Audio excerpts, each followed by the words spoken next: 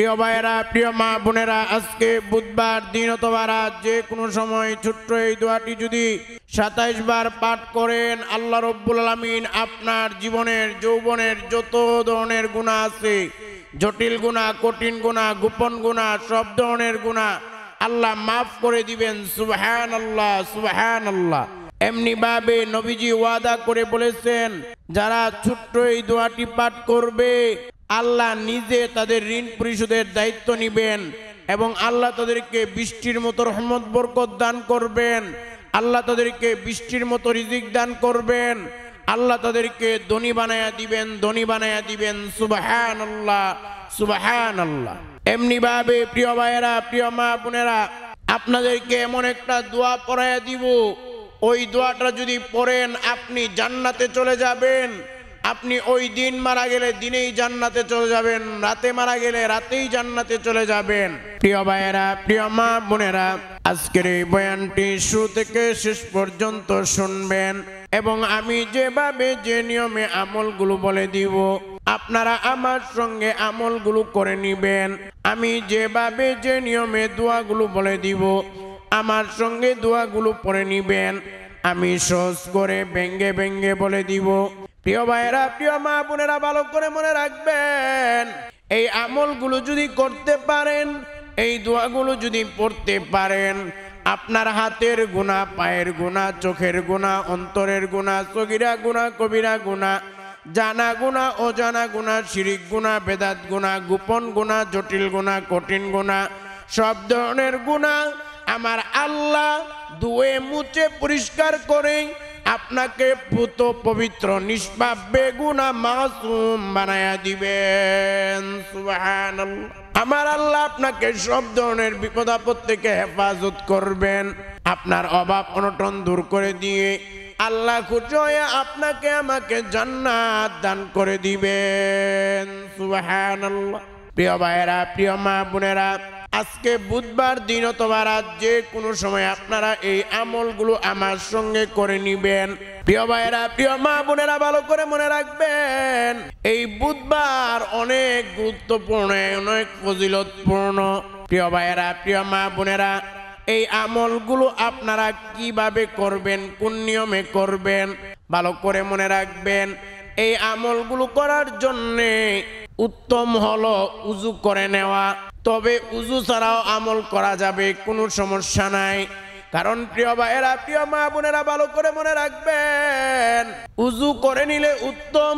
কারণ আমার নবী বলেন, আল্লাহ নিজে পবিত্র এবং পবিত্রতাকে আল্লাহ অনেক বেশি ভালোবাসে। সুবহানাল্লাহ। প্রিয় ভাইয়েরা, প্রিয় মা বোনেরা, ভালো করে মনে রাখবেন, আল্লাহ রব্বুল আলামিন নিজে পবিত্র এবং পবিত্রতাকে অনেক বেশি ভালোবাসেন। তবে আপনারা উযু করলে অবশ্যই উযুর শুরুতে বিসমিল্লাহ পড়বেন। কারণ আমার নবী বলেন, যে ব্যক্তি তোমরা প্রত্যেকটা ভালো কাজে বিসমিল্লাহ পড়বা, কারণ বিসমিল্লাহ পড়ে যখন কাজটা শুরু করা হয়, ওই কাজটা যতক্ষণ কমপ্লিট না হয় ততক্ষণ ফেরেশতারা আমল নামায় সওয়াবের নেক লিখতেই থাকে এবং ওই আমলটা ইবাদতে পরিগণিত হয়ে যায়। সুবহানাল্লাহ। প্রিয় ভাইয়েরা, প্রিয় মা বোনেরা, ভালো করে মনে রাখবেন, এই জন্য উযুর শুরুতে বিসমিল্লাহ পড়বেন। আপনি বিসমিল্লাহ পড়ে ঘরে প্রবেশ করেছেন, আপনি ঘরে 10 ঘন্টা ছিলেন, এই 10 ঘন্টা ফেরেশতারা আপনার আমল নামায় সওয়াব নেক লিখতেই থাকবে এবং এই 10 ঘন্টা ঘরে থাকা এটাও ইবাদতে পরিগণিত হয়ে যাবে। এই জন্য আপনি খাবার খাওয়ার শুরুতে বিসমিল্লাহ পড়বেন, রান্না করার শুরুতে বিসমিল্লাহ পড়বেন, রান্নাঘরে প্রবেশের আগে বিসমিল্লাহ পড়বেন, আপনি গাড়িতে আরোহণের আগে বিসমিল্লাহ পড়বেন, প্লেনে আরোহণের আগে বিসমিল্লাহ পড়বেন, প্রত্যেকটা ভালো কাজে বিসমিল্লাহ পড়বেন। প্রিয় ভাইয়েরা, প্রিয় মা বোনেরা, ভালো করে মনে রাখবেন, উযুর শুরুতে বিসমিল্লাহ পড়বেন এবং উযুর শেষে একবার কালিমায়ে শাহাদাত পাঠ করবেন। কারণ আমার নবী করিম সাল্লাল্লাহু আলাইহি ওয়াসাল্লাম বলেন, যে ব্যক্তি উযুর শেষে একবার কালিমায়ে শাহাদাত পাঠ করবে আল্লাহ রব্বুল আমিন তার জন্য জান্নাতের 8টা দরজা খুলে দিবেন। হাসরের ময়দানে আল্লাহ ওই বান্দা বান্দিকে ডেকে ডেকে বলবে, যারা উযুর শেষে একবার কালিমে শাহাদাত পাঠ করার এই আমল করেছে, আল্লাহ তাদেরকে হাসরের ময়দানে ডেকে ডেকে বলবে, এই বান্দা বান্দি, তোদের জন্য জান্নাতের 8টা দরজা খুলে দিলাম, যে দরজা দিয়ে খুশি জান্নাতে চলে যা। সুবহানাল্লাহ। এই কালিমে শাহাদাতটি একবার আপনারা আমার সঙ্গে পড়বেন, আমি সহজ করে বলে দিব। যারা না পারেন আপনারা শিখার চেষ্টা করবেন, মুখস্থ করার চেষ্টা করবেন। এই কালিমে শাহাদাত একবার আমার সঙ্গে পড়েন। আশহাদু আল্লা ইলাহা ইল্লাল্লাহু ওয়াহদাহু লা শারীকা লাহু ওয়া আশহাদু আন্না মুহাম্মাদান আবদুহু ওয়া রাসূলুহু। প্রিয় ভাইয়েরা, প্রিয় মা বোনেরা, কালিমা শাহাদাত একবার পড়বেন। কালিমা শাহাদাত একবার পড়ার পর উযুর শেষে পড়বেন। প্রিয় ভাইয়েরা, প্রিয় মা বোনেরা, ভালো করে মনে রাখবেন, এই আমল করার জন্য উযু করে নিলে উত্তম, তবে উযু ছাড়াও করা যাবে, কোনো সমস্যা নাই। প্রিয় ভাইয়েরা, প্রিয় মা বোনেরা, ভালো করে মনে রাখবেন, সহিহ বুখারী এবং মুসলিমের বর্ণনা, আমাদের প্রিয় নবী সাল্লাল্লাহু আলাইহি ওয়াসাল্লাম দৈনিক 100 বারের অধিক তওবা ইস্তেগফার করতেন। একদিন সাহাবায়ে কেরাম জিজ্ঞেস করলেন, ওগো নবীজি, আপনার জীবনে কোনো গুনাহ নাই, আপনি বেগুনাহ, মাসুম, আপনি নিষ্পাপ, আপনি জান্নাতি, এরপরেও নবী আপনি কেন দৈনিক 100 বারের অধিক তওবা ইস্তেগফার করেন? আমার নবী ডাক দা বলেন, এ আমার সাহাবীরা, শুনো শুনো, আমি কি আল্লাহর শুকরগুজার বান্দা হব না?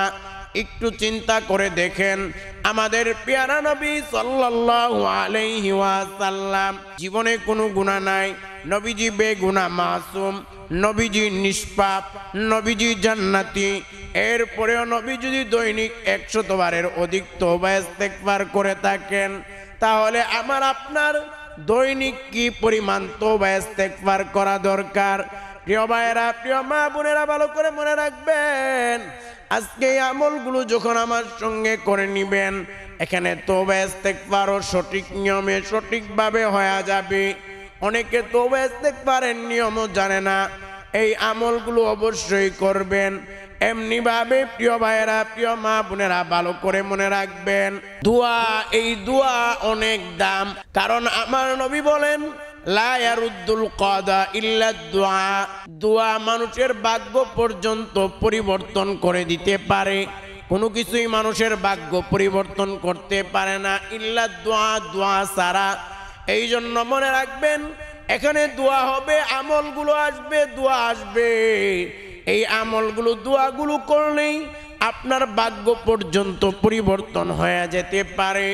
মনে রাখবেন, অনেকের জোহরের সময় বিশাল বড় একটা বিপদ আসার কথা ছিল, রোড অ্যাক্সিডেন্ট করার কথা ছিল, মাথাটা ফেটে যাওয়ার কথা ছিল, হাত একটা ভেঙে যাওয়ার কথা ছিল, পা একটা ভেঙে যাওয়ার কথা ছিল, কিন্তু সকালবেলা আমল করেছে, দোয়া করেছে, আমার আল্লাহ দোয়ার বিনিময়ে, আমলের বিনিময়ে তার ওই বিপদটা তুলে নিয়েছে। সুবহানাল্লাহ। মনে করেন একজন বিশাল একটা রোগ হওয়ার কথা ছিল, কিন্তু রাতের বেলা আমল করেছে, সকালবেলা আল্লাহ বিপদ তুলে নিয়েছেন। এই জন্য মনে রাখবেন, এই দোয়ার ব্যাপারে আমার নবী বলেন, আদ-দুআউ হুয়াল ইবাদা, দোয়াই হলো ইবাদত। অন্য হাদিসে আমার নবী বলেন, আদ-দুআউ মুখুল ইবাদা, দোয়া হলো ইবাদতের মগজ। এই জন্য আমাদের দোয়া করতে হবে, আমল করতে হবে। প্রিয় ভাইয়েরা, প্রিয় মা বোনেরা, ভালো করে মনে রাখবেন, আমল এবং দোয়ার ক্ষেত্রে প্রথমত কাজ হলো 100% ইকিনের সাথে, বিশ্বাসের সাথে আমল করতে হবে। আপনি যদি মনে করেন, সন্দেহ থাকে, আরে দোয়ার আমল যে করতেছি এগুলা কবুল হবে কি হবে না, এমন যদি সন্দেহ থাকে, মনে রাখবেন কিয়ামত পর্যন্ত আমল করতে পারবেন, দোয়া করতে পারবেন, আপনার আমল, আপনার দোয়া কোনো দিন আল্লাহর দরবারে কবুল হবে না। এই জন্য প্রিয় ভাইয়েরা, প্রিয় মা বোনেরা, আল্লাহর প্রতি 100% ইকিন, বিশ্বাস, ঈমান রেখে আমল করতে হবে, দোয়া করতে হবে। প্রিয় ভাইয়েরা, প্রিয় মা বোনেরা, এই আমল এবং দোয়াগুলো করার জন্য নিয়মটা হলো বুধবার দিন অথবা রাত যে কোনো সময় আমার সঙ্গে আপনারা করে নিবেন।